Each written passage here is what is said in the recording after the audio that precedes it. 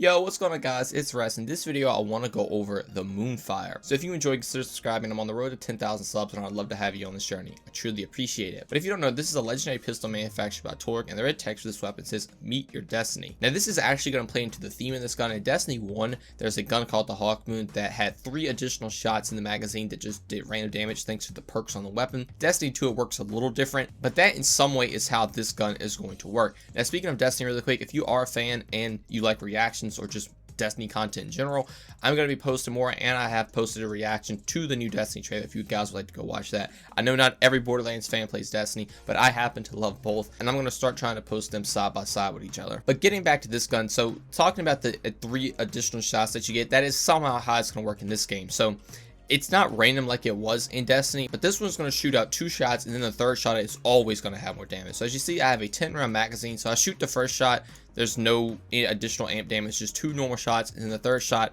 has amp damage. And this happens throughout the whole magazine. You can shoot 2 more and you get more amp damage.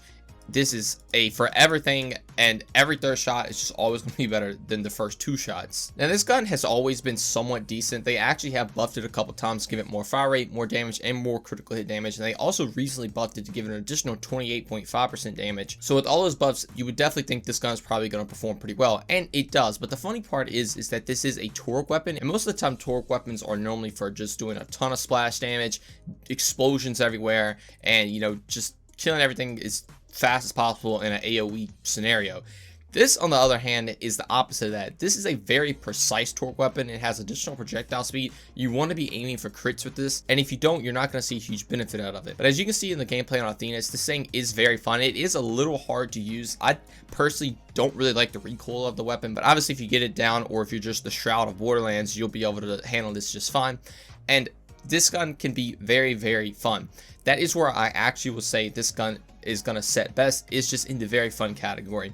It's definitely not as good as some other pistols, but it definitely is a really fun option to use, and it's not that it's bad either. Like, it will get through content. Now if you take this up against something like a boss, and again, to be fair, I am using a cryo version on Captain Tron, so it's not going to be doing the greatest. And throughout this whole gameplay, this is just the gun itself. I'm not really taking advantage of any skills. The only thing I'm taking advantage of is the Uratanoid. But even with that, as you can see, it's not doing the greatest on Tron whatsoever. Even when hitting those crits, it's only taking itself down a little bit. But I can imagine if you had a shock variant of this, it'll definitely do a little bit more. But even then, I still don't think it's going to be as good as some of your other options. And if you go to something like the Guardian Takedown, this thing is just not that good. And again, part of that reason is the fact that you need to be hitting crits with this weapon. And some of these enemies, it's very hard to hit crits, but even when I do hit some of the crits, it still doesn't do that much. So this gun, like I was saying, is definitely fun. It's not gonna overthrow any of your other pistols. Even with all the buffs it's gotten, it still underperforms against some of your top tier pistols. And also, if you really build heavy around this gun, I could also see it doing very well. But that is what these videos are about.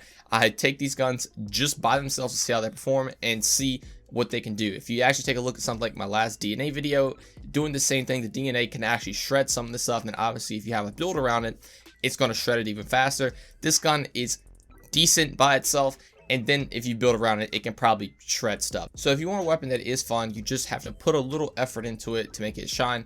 This is definitely the gun for you. Also, if you are a fan of Destiny, I would try this out because it is kind of gimmicky like the Hawkmoon. At least the Hawkmoon Destiny 1. Destiny 2 works completely different. But this gun overall is a blast. And if you want to fall for it, this actually does come from the Molly 1 Takedown. You can get it from Wotan.